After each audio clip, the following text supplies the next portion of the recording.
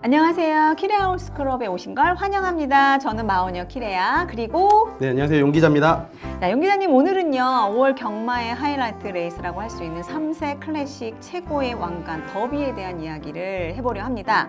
용 기자님, 한국도 더비가 있다고 하셨는데 한번 얘기 좀 해주실까요? 네, 우리 한국에도 더비 경주가 있습니다. 바로 국산 3세마 최강마를 뽑는 코리안 더비입니다. 이제 국산 3세 최강마를 가리는 3관 대회가 있는데 이제 그게 트리플 크라운이라고 부릅니다. 그중에 이제 그 경기가 KRA 컵마일, 그리고 코리안 더비, 그리고 농림축산식품부 장관배가 있습니다. 이제 이 세 개 경주 중에 코리안 더비만 G1 경주입니다.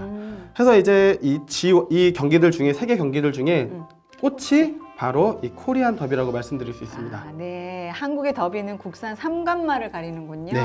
이 최고의 레이스가 하나인데 꽃이라는 말은 저도 동감을 합니다. 일본도 더비를 꽃이라고 얘기하고 있습니다. 자, 그러면 저는 일본 중앙경마가 개최하고 있는 일본 더비에 대해 말씀드리도록 하겠습니다. 자, 일본 더비, 즉 한문으로는요 도쿄 우준이라고 쓰고 있고, 여기에서 이 우준이라는 것은 매우 우수한 경주마라는 뜻이 있습니다. 일본식 발음으로는요 유순입니다. 자, 도쿄 경마장에서 진행하는 중앙경마, 중상경주, 국제지정 지원 레이스입니다. 거리는 2,400m, 1착 상금은 3억엔, 2착은 8천만엔, 3착은 5천만엔, 그리고 4착은 3천만엔, 5착은 2천만엔입니다. 자, 말들의 부담 중량이 있습니다. 수마는 57kg, 그리고 암마는 2kg, 약 가벼운 55kg입니다. 자, 저희가 흔히 말하고 있는 일본 더비라는 것은 도쿄 유순의 별칭이라고 하는데, 자, 영문식으로 외국에서 얘기할 때는요 재패니스 더비라고 부르고 있습니다. 자, 그리고 수여되는 상의 명칭이 또 각각 있는데요. 1착에게는요 내각 총리 대신상, 그리고 일본 마주협회 연합회 회장상, 도쿄 마주협회 회장상이라는 이름으로 상을 수여하고 있고, 우승 기수에게는 아사히 신문상을 수여하고 있습니다. 네, 키라님, 혹시 그러면은 이제 일본은 경마 역사도 우리나라에 비해서 굉장히 오래됐잖아요. 그럼 이제 이 일본 더비는 어떤 역사를 좀 갖고 있는지 좀 궁금한데. 네, 경마 역사만큼이나 일본 더비 역사와 더비도 역사와 전통을 굉장히 자랑하고 있습니다. 우선 1932년 4월 24일 현역 3세마들의 경주라는 명목으로 이 도쿄에 있는 메구로 경마장에서 상설되었습니다. 자, 메구로 경마장은 처음 제가 얘기하는 것 같습니다. 이 1907년부터 1933년 도쿄 도 내에 이 메구로구라는 곳에 있었던 경마장이었는데요.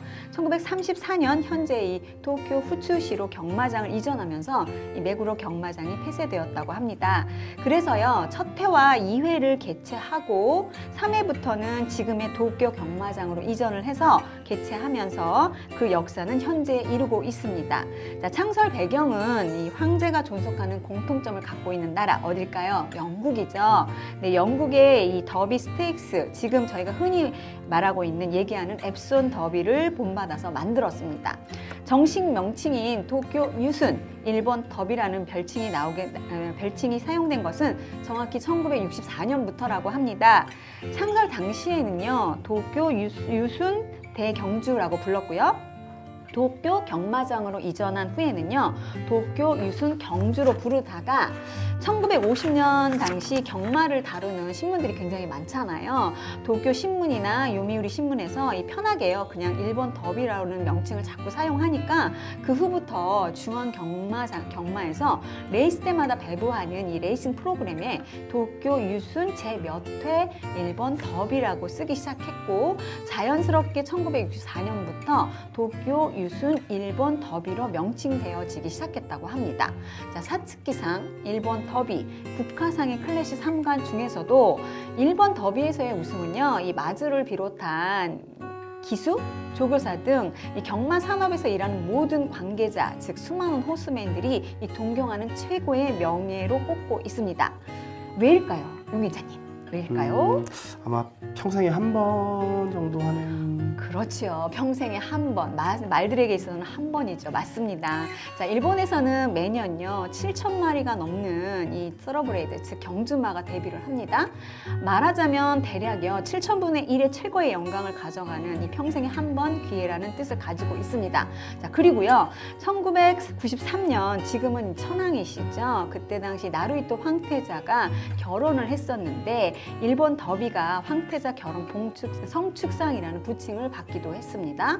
자, 그 후 2007년에 이 나루히토 황태자가 직접 더비를 관람하기도 했습니다. 자, 일국의 황태자가 관람을 할 정도니 얼마나 명예로운 대회일 수밖에 없겠죠. 그렇죠? 자, 그리고 사츠키상, 일본 더비 국화상의 이 세 개의 클래식 레이스를 이렇게 표현하고 있습니다. 사츠키상은 아주 빠른 말이 이긴다. 국화상은 가장 강한 말이 이긴다. 그리고 일본 더비는 가장 운이 좋은 말이 이긴다라고 말을 하고 있는데, 그만큼 이 당연한 실력과 함께 이 승리의 여신이 윙크를 해주는 행운도 따라줘야 이길 수 있다는 겁니다. 이거 참 너무 재밌는 이야기죠?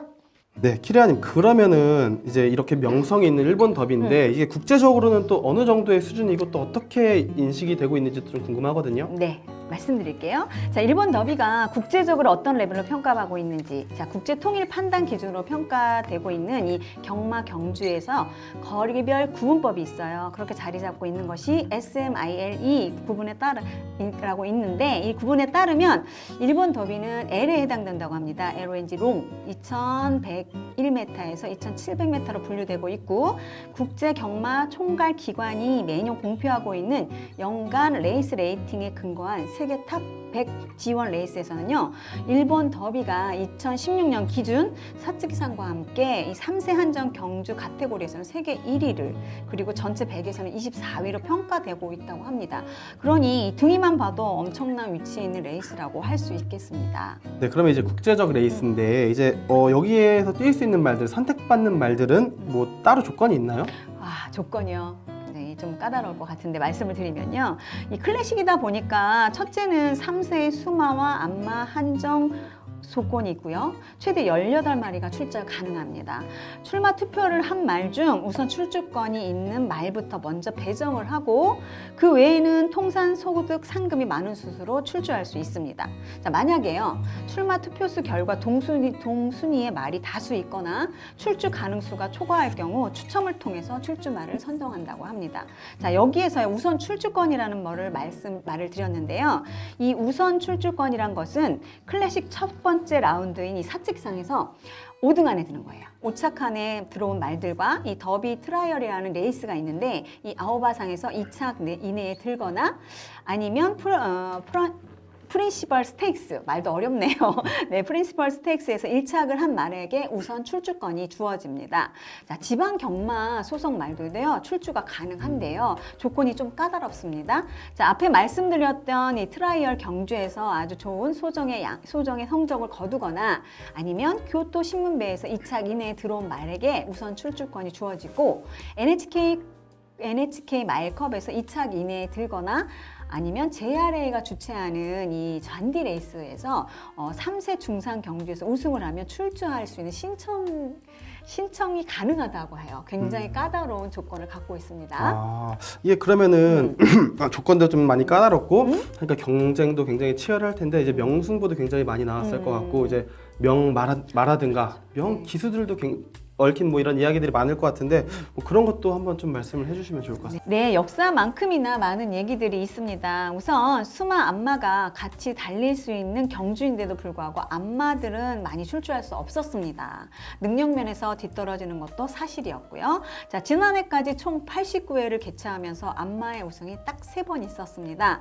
1937년 제6회 때 히사모토, 1943년 제12회 구리후지 각각 우승을 하고, 그리고 64년 만인 2007년에 이 보드카라는 말이 우승을 했었습니다. 자, 89의 더비마 중 3마리만이 안마인 것입니다. 정말 위대한 안마라고 할 수 있습니다. 자, 그런데 앞에서요 2007년에 이 황태자가 일본 더비를 관람했었다고 말씀드렸는데 기억하시죠? 네. 네, 황태자가 관람하셨을 때 바로 이 보드카라는 안마가 우승해서 화제를 모았습니다. 그리고 또 하나는요, 당시 수상이었던, 지금은 돌아가신 이 아베 신조 수상도 같이 관람을 했었다고 하는데 이 수상과 이 수상의 부인이 보드카의 막건을요. 단승과 복승으로 각각 구입을 해서 적중을 시켰다고 합니다. 당시 보드카는요, 10.5배의 세 번째 인기였는데, 자, 10배 정도의 배당이 돌아왔다고 할 수 있는데, 이 두 분께서 수상과 수상 부인께서 굉장히 기뻐하셨다고 합니다. 재밌는 기록이기도 합니다.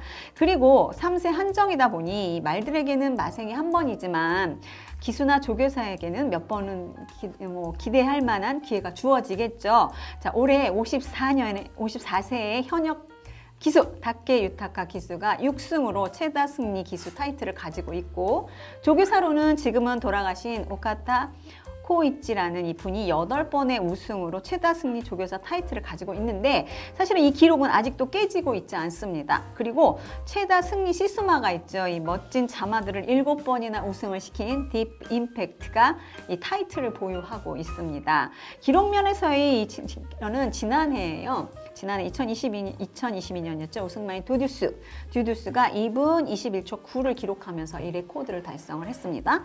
자, 이상으로 일본 더비의 이런 이모저모 이런 조막조막 알아보는 시간을 가졌습니다. 용 기자님 어떠셨나요? 네, 이제 일본 경마에서 일본 더비가 어떤 위치에 있고 어떤 의미인지 좀 이렇게 알 수 있는 시간, 굉장히 의미 있는 시간이었습니다. 이제 또 들으면서 이제 우리나라 경마도 뭔가 이렇게 사람들이 기억에 남고 뭔가 또 의미를 좀 되새길 수 있는 그런 전통 있는 경주들이 좀 많이 생겼으면 좋겠다. 네, 이런 생각이 좀 들었습니다. 저도 바람입니다. 네. 자, 마지막으로 일본 경마는 더비에서 시작해서 이 더비로 끝난다는 말을 합니다.